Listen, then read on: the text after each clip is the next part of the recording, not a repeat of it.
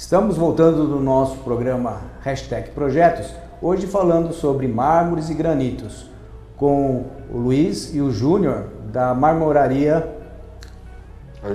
Artística. A gente lembra muito por causa do Delatônia, né? Confunde um pouco como era, que vem de origem do pai, né? do avô, no caso do Júnior. Então é o seguinte, vamos falar um pouco agora sobre a parte de acabamento.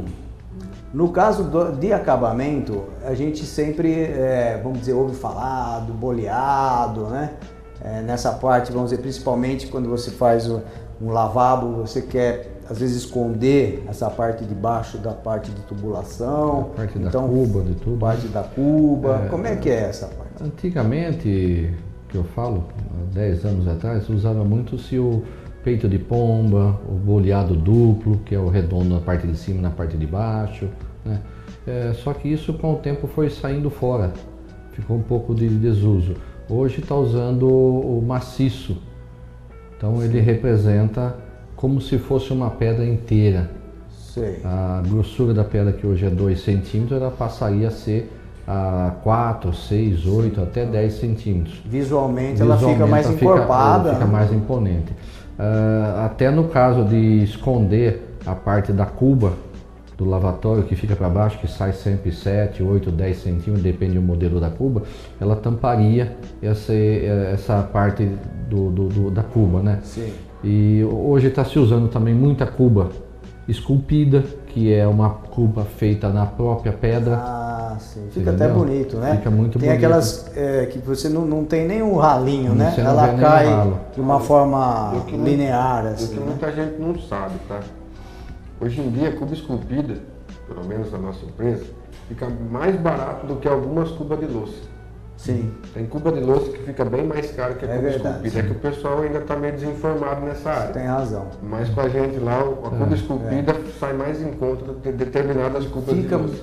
mais bonito, fica mais assim, individualizado, né? Porque fica vocês tudo um podem conjunto. fazer sob medida, né? Faz o tamanho que quer, você quadrado, formato, retangular, né? redondo, o jeito que quiser fazer, dá para fazer. E eu já tenho feito algumas casas realmente que você faz assim com essa saída linear, sem o ralo. Às vezes no centro aí coloca tipo como se fosse uma tampa, né? Mas que a água entra, Quer dizer, fica você, assim até você não vê o ralo.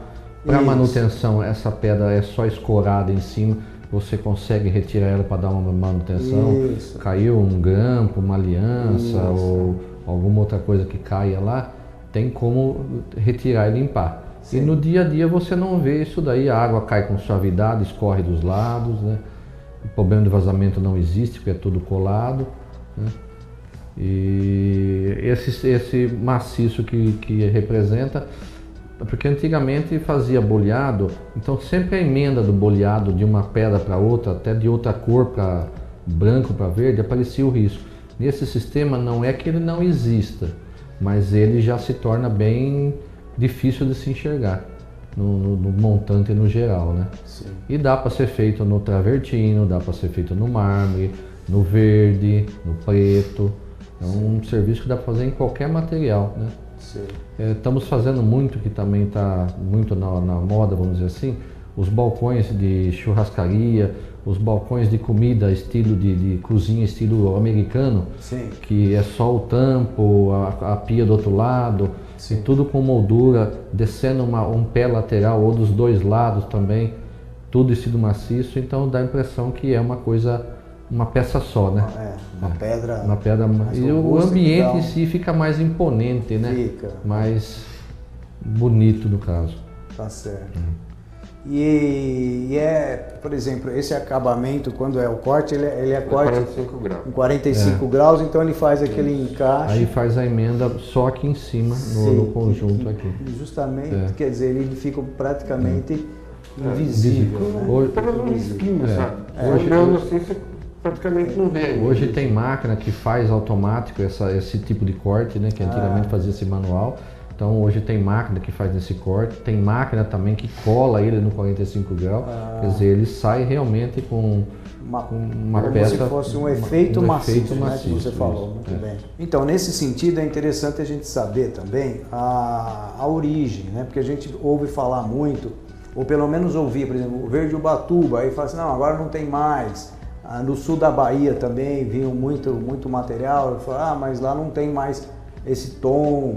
E como é que é hoje? O Espírito Santo parece que ainda é um grande fornecedor. Da onde é a origem desses materiais? O Espírito Santo realmente hoje entrou no mercado com força, com 90% do material de lá. Do Espírito Santo, da Bahia.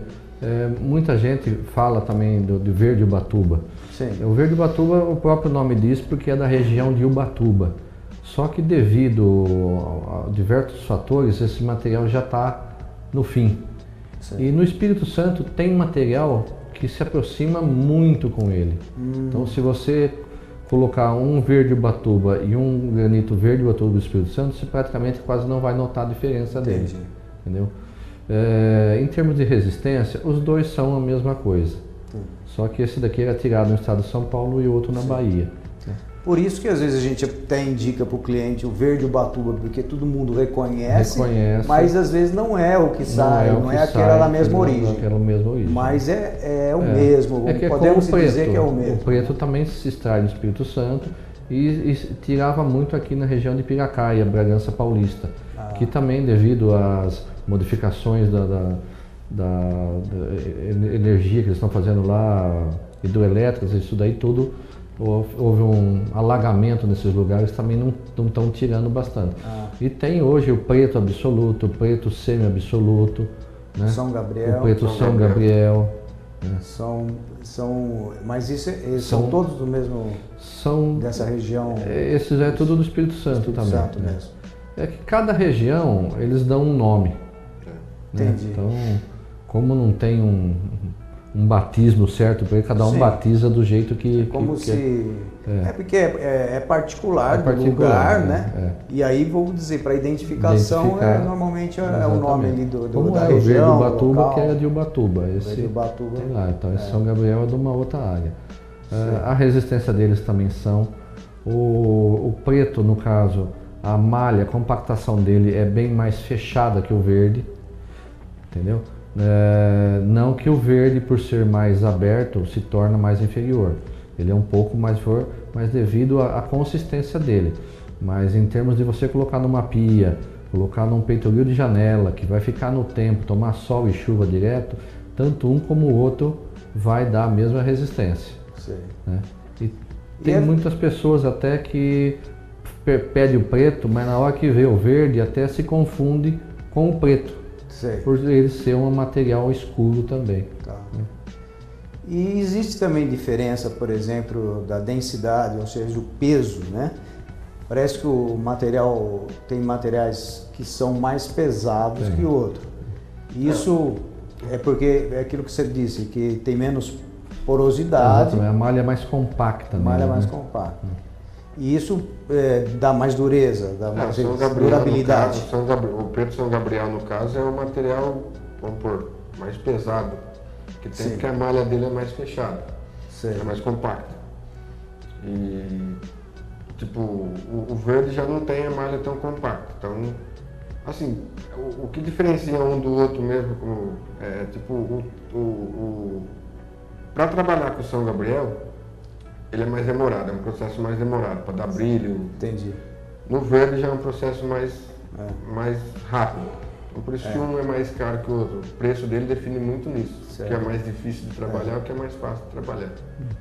Porque a gente sabe também, teoricamente, é que, por exemplo, quanto mais duro o material, mais fácil de quebrar. Né? Quanto mais maleável, né? Apesar de visualmente nós não vamos sentir isso, mas ele tem uma dureza menor, ele é mais flexível, ele tolera, às vezes, por exemplo, uma mesma batida, às vezes um quebra, o outro não quebra. Exatamente. Né? Então, às vezes um mais mole, às vezes tem uma vantagem né, de não quebrar tão fácil. Porque às vezes fala assim, é granito, o granito não quebra. Não, ele quebra. É como você estava falando, ele tem uma curvatura, uma mobilidade nele, né? Então quanto mais duro, mais difícil para trabalhar fica e fica mais propício à quebra também, né? Sim. Então na hora da gente mesmo colocar, fazer um assentamento de uma pia ou de um lavatório, tem material que a gente precisa dar uma mexidinha nele, então ele dá aquela maleabilidade nele, ele cede. E tem granito claro, granito escuro, mais forte, que ele já não aceita isso daí, ele quebra. Isso acontece muito com esses materiais importados que são produzidos artificialmente, porque esses materiais são muito duros. Então qualquer forçada no lugar errado, ele quebra no meio. Vai quebrar. Então, falando em cores, eu acho que é bastante interessante, porque isso, né, nós como engenheiros, arquitetos também, eles gostam, né, muito de trabalhar com as cores. A gente sabe que, por exemplo, nós temos alguns granitos que vão para o tom bege, né, um ocre, né, o próprio granito ocre, e tem o corumbá, que é mais para o lado do cinza, né? E eles são bastante utilizados, né? São, acho que, os granitos mais em conta. O granito cinza hoje é usado muito vamos dizer, em posto de gasolina, em creche, que são material mais em conta. Então são feitos muito divisórias de banheiro, né? Aparadores nos banheiros, que tem muita finalidade, e o custo dele não é, porque normalmente vai muita quantidade de pedra nesses lugares, né? E eles resistem bem a esse serviço também. Né? E tem os outros materiais que são mais decorativos, que a gente fala, que são o travertino, o marme branco, que o travertino é um beijinho mesclado que combina com qualquer coisa, vamos dizer assim, que você venha colocar no banheiro, né? Apesar que esses materiais a gente recomenda simplesmente para essa finalidade, para decoração, não para utilização de um dia a dia numa pia, numa pia de churrasqueira, num balcão que fica ao tempo, porque aí no decorrer do tempo ele vai perder o brilho dele, ele vai ficar poroso, né? E falando nisso também, o verde, o preto, ele é muito utilizado também porque é uma cor mais neutra também, né? Ela vai tanto qualquer tipo de revestimento, com uma pintura que você vai para o gelo ou vai para um bege, um amarelinho, tudo. O verde Ubatuba, ele é muito bem aceito. O verde e o preto também é muito bem aceito, sim. Combina muito bem com eles aí. Hoje em dia, vamos pôr aí, 90% do que a gente produz lá é verde Ubatuba. Porque é um material que não tem um preço tão caro e é um material bonito. Querendo ou não, dos materiais mais baratos hoje em dia, ele é o mais bonito que tem, na minha opinião. Sim. E acaba sendo mais usado também. Acaba sendo mais usado. Combina com várias coisas, né? E o tipo do piso, o piso pode ter uma cor cinza, pode ter uma cor preta, pode ter uma cor bege, que vai combinar também no dia a dia lá a utilização dele. Vocês devem ter, me veio agora na cabeça, que eu já usei bastante, ultimamente não tenho usado muito, mas era a ardósia. Vocês têm ainda? Trabalha bastante com a ardósia, né? A ardósia hoje em dia o pessoal usa em prateleira ou divisória. Banheiro, divisória de banheiro. Quando você falou de divisória de banheiro, eu lembrei da ardósia. Prateleira de dispensa, por causa do preço. Sim, é mais acessível. Uma dispensa, por exemplo, que ninguém vai, é um lugar da casa que é só para você, ali ninguém vai ficar reparando, por assim.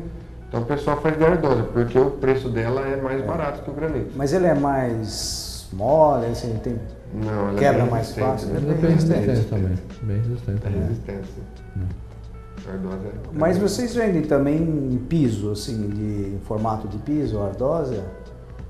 Porque eu lembro que antigamente a gente fazia casas inteiras de ardósia, quintais, né? O ardósia ele é muito bom, mas o ardósia, a compactação dele é feita por camada. Então se você pegar uma ardósia e ver na grossura dele e começar a querer desbastar, você vai ver que ele vai ficar que nem uma massa folhada. Isso, ele é entendeu? Ele é assim. Então com o tempo, às vezes, de você andar, bater, pode ser que aquela primeira massa de cima solte. Entendi. Então ela solta. Então ela é como se fosse uma massa folhada. É cheia de massa uma em cima da outra que ela compacta. Então, e tem, eu lembro que tem a ardósia verde, tem a mais preta e tem também umas meio enferrujadas também, né? Na região nossa aqui a que mais sai é a verde. É a verde. É a que mais sai. E muitos eu lembro que fazem uma impermeabilização, né? Tem o produto impermeabilizado. Eu falo tinha porque faz tempo que eu não uso. Não tem tanto. Já faz, a ardósia mesmo hoje em dia está usando mais para prateleira de dispensa mesmo, e divisória de banheiro. E o custo dela não é tão baixo assim para colocar uma de granito, né? Sei. A pessoa às vezes quando está fazendo a casa já acaba colocando pitando por tudo também. Entendi. Aqui para as prateleiras, tipo o granito bipolido, dos dois lados, ele é 40% mais caro que o normal. E na ardósia não tem essa diferença. A diferença é bem pouca da ardósia normal que a ardósia bipolida. Então por isso que o pessoal opta em colocar prateleira ou divisória de ardósia. Você falou do polimento, eu queria falar com vocês sobre esse assunto, porque eu sei que hoje em dia até a gente às vezes usa o mármore, o granito principalmente, sem o polimento. Às vezes usa até o lado das costas dele, para fazer mais rústico. Mas nós vamos falar um pouco mais sobre isso daqui a pouco no terceiro bloco. Então até daqui a pouco.